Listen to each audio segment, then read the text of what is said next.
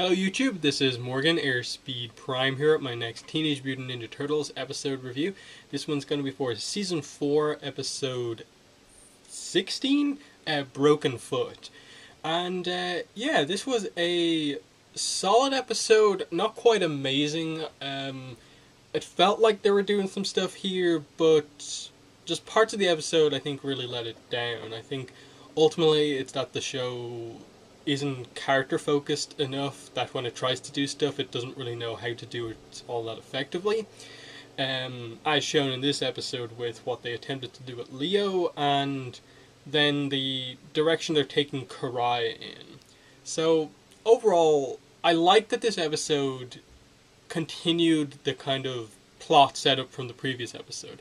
The whole city at war thing, these different factions that we've got the Shredder making his comeback, we've got Karai trying to make sure he doesn't come back and take him out, and then we've got the Turtles there, you know, as our hero characters to deal with anything that comes up. So, an interesting setup, and then straight away with this episode, I thought it was just an interesting decision to just have it just be in progress. Leo is working with Shinigami and Karai, and we just get the explanation retroactively. I think they should have actually spent a little bit more time on this and said, okay, let's have an episode where we just have Leo decide to go and help Karai out on his own. He just goes out, hides it from the Turtles, the first mission, and you see him take on that kind of the armor that he wears, puts on the black band, the black kind of eye band thing, and the black mask, and go on.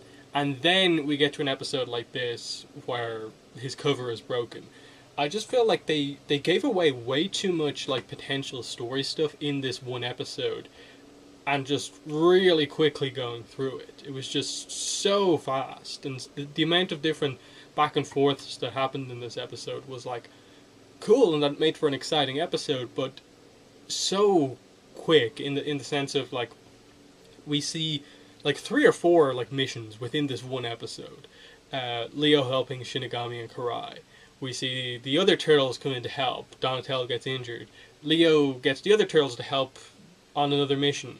They almost have a fight with Karai over kind of what to do, and they end up helping everyone out at the end. It was a bit much, I think, going on right now. It's again, I like that the show is actually doing a little bit more, and it's not that the problems of the past when there just isn't anything going on and they're trying to force plot. This just felt like they went too much. They could have expanded this out. And the worry is that from here on out, we're going to go for more filler episodes. We're going to have a little episode with this character or this character.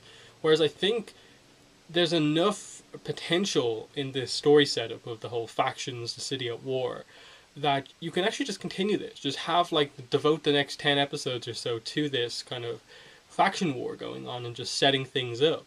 This episode ends on a cliffhanger of, like, Karai saying, okay, I'm not going to go off on my own and take out the Shredder's possessions. I'm going to take him out myself. I'm going to take him out. And it was just this kind of almost baffling development where like Karai is suddenly developing into the most frustrating character on the show. We've already been fairly frustrated with her because of the decision the writers have taken with her, in that she constantly is given these chances to join the team, and it's either a plot decision that the writers make or a decision that she makes that keeps her away from being part of the team. And once again that happens. The last episode did it, this episode does it again. She is given the opportunity to join up with Splinter and the Turtles and really become part of the team, help each other to, you know, make sure the Shredder doesn't make a comeback. And she's just still so, like, I wouldn't even say she's obsessed with revenge, because I think there's been characters who have done the whole revenge plot much better than this. It's just that she constantly has to do something and it's distracting her from what logically is the case. Like, effectively, like, the Turtles are offering to help her, you know, keep Shredder down. They just don't want to, like, straight up attack him and kill him. That's not the aim of the Turtles, but it seems to be Karai's aim. But because of the nature of the show, they're not really going as far as to kind of quite hint at that yet. And then especially with the way they've kind of treated Karai in fight scenes, she's nowhere near his level as well. So you really get the idea that that fight would just end in Karai being killed. I suppose that the one actually really good moment showing her desperation to take out Shredder was during the big action scene towards the end. She's confronted by Tiger Claw and basically explodes a bomb point blank range near Tiger Claw, near herself, to get out of this situation. She ends up burned, but she reveals that she has enough control over her mutation powers to basically shed her skin as part of her snake powers. Basically, just reset her skin by using the snake powers, which was a cool thing. And that, okay, that's a cool damage resistance thing that she has, that she can actually take a bunch of damage and then heal it off. But it's not foolproof. I assume it's not like full on healing, but it's just for that's kind of skin level damage. It works.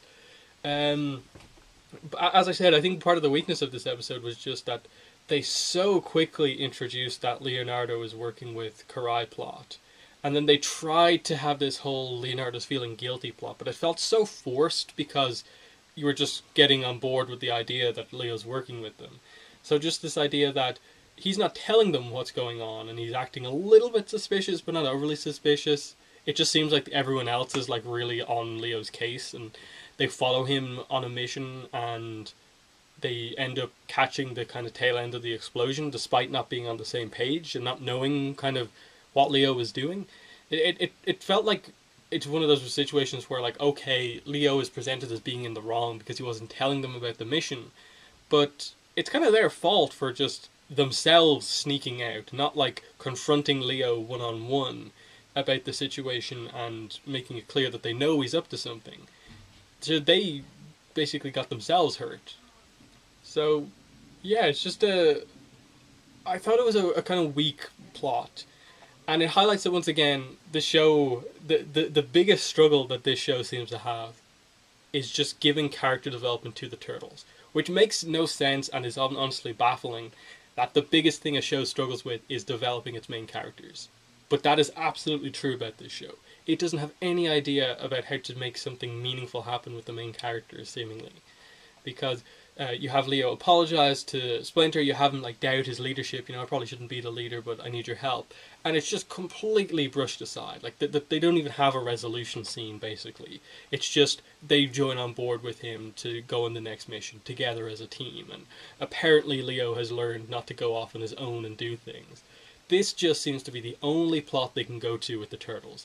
It's either Raph thinking he's best to be leader, doubting Leo's leadership, or Leo potentially doing something that goes against being a strong leader. It seems to be the only thing they can do.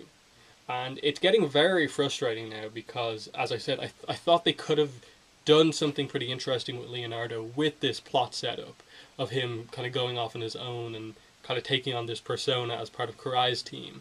But they didn't continue it for so long. It's just one and done, flat out. And then there's no obvious setup about what exactly is going to happen next, and that I don't think next episode is just going to introduce us to what the Shredder looks like right now. It could, but I don't have a lot of hope that that's what the episode's going to do. So I almost get the impression that that's Karai gone for like a couple of episodes potentially, just cameo appearances, whereas I actually liked her being like heavily involved in the plot here. And then it's, again, it doesn't seem to be in any way hinting towards the potential, April becoming overcome with her powers plot as well. I did like the little April moment where she does come up to Leo and says, "You're our leader," just confirming the fact that she is now a member of the Turtle Squad, so she is on, it's not a team of 4 anymore, it's a team of 5. And she considers Leo her leader as well as the other turtles. So that was a nice little character moment that I liked. But again, that's an April moment. That's not the 4 turtles. She's a good character, but the turtles are struggling to kind of break out. They're like setting up a couple of romance and stuff. I think that's one of the other things I need to talk about here. Mikey and Shinigami was set up once again. I don't think they're actually going to go for it. Just like this show doesn't seem to go for anything except Raph and Mona Lisa, I can't see them really committing to any like Shinigami Mikey relationship. Karai and Leo is one that I think the show ultimately is very much hinting at. They're constantly having the turtles refer to Karai as Leo's girlfriend. There was a important moment of like closeness between the two that was basically her when they were doubting her. She comes up to him to basically reconvince him, and it's kind of this kind of almost seduction moment. She comes right up to him, gets really close. Clearly, she knows Leo likes her, and it takes Leo just kind of saying, "No, let's be serious here. We can't just let you go ahead with what you want to do." Um, the problem with that scene, though, was that I don't feel that they've overly developed what that relationship actually is. It seemed to hint at some sort of like connection that they've had in the past, that there maybe have been romantically involved, but it's happened off screen. And I don't know if that's what we were meant to take away from the scene, but I kinda did. And it just speaks to overall the show's seemingly unwillingness to commit to anything with regards to romances between characters. Even Mona Lisa, is gone, like, because of the whole space plot. She's off somewhere else. So they haven't committed to that. We haven't seen Casey in a while, so they haven't really been doing anything with the whole Donnie, April, Casey love triangle.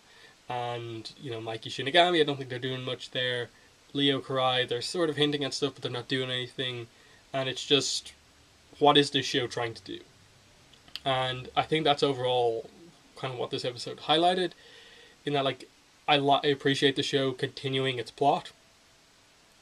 Since the return from space, it has been quite good, but the weakness overall of how it does characters, how it presents some of the plot isn't the best. So I pretty much going to end the video there. I don't think there's a whole lot else to say. New footbots was interesting. Karai now has some kind of mercenary foot ninjas on her team. They were cool introductions, but didn't seem overly amazing.